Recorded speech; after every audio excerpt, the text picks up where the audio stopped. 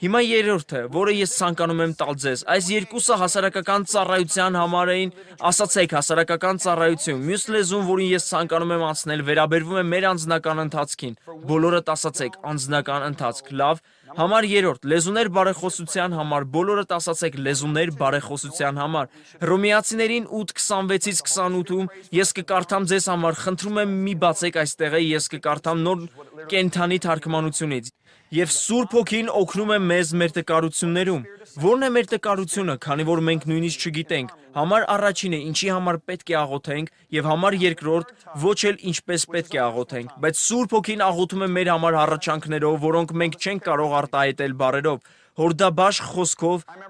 ըստ բնագրի, եւ Հայրը, ով գիտի մեր սրտերը, գիտի թե ինչ է ասում Հոգին, քանի որ Հոգին բարեխոսում է մեր հավատացյալներիս համար, լինելով ներդաշնակության մեջ Աստծո կամքի հետ։ Երրորդ լեզուն, որն անձնական է, բարեխոսելու համար է։ Սիրելիներս, ուշադիր լսեք ինձ, ես հիշում եմ, երբ ես քոլեջում էի, ես Սուրբ Հոգով լցվեցի փրկվելուցս ամիսներ անց։ Ես փրկվեցի եւ գիտեք ինչ, հաջորդ մի քանի ամիսների ընթացքում ես լցված չէի Սուրբ Հոգով։ Ես սիրում էի Աստծուն եւ համարձակություն ունեի անմիջապես երկնքին դիմելու, բայց իմ կյանքում չկար Աստծո զորությունը։ Ինձ համար շատ դժվար էր ապրել քրիստոնեական կյանքով, հատկապես քոլեջում լինելով։ Ինձ համար շատ դժվար էր վկայելը։ Ես վկայում էի եւ չէի շահում ոչ ոքին։ Երբեմն ինչ որ բան ստացում էր, բայց գիտեք, ես կարդում էի իմ Աստվածաշունչը եւ տեսա, որ կա մեկ այլ վերապրում Աստծո հետ վերստին ծնվելուց հետո, եւ ես ցանկանում էի այն։ Եվ ես հիշում էի, որ գնալով ավագների ճամբարային ավագույթի, որն էլ բերել էր ինձ Տիրոջը, մենք նստած էինք այդ բոլոր սեղանների շուրջը եւ բոլոր ավագները մեզ հարցնում էին աղոթքի կարիքների մասին։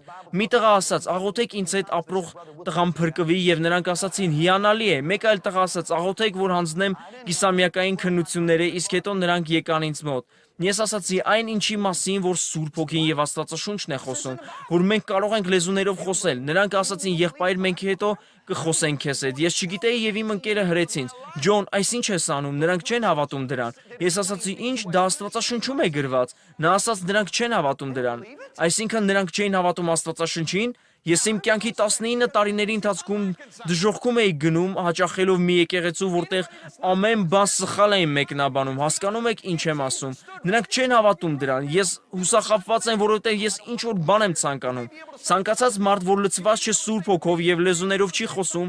եղեք ազնիվ, եթե հենց հիմա Հիսուսը կանգներ ձեր առջև, դուք չեք կարող ասել. «Օ, ոչ, ես չեմ ցանկանում Սուրբ Հոգուն»։ Գուցե դու կարող ես ասել դա այլ մարդկանց, միգուցե դու կարող ես ասել դա ինձ, ինչ որ քարոզիչների կամ քրիստոնյաների, բայց դու չէիր կարողանա ասել դա Հիսուսին։ Դու չէիր կարողանա նայել Հիսուսին եւ ասել. «Օ ոչ, ես գիտեմ Հիսուս, որ դա անցյալում էր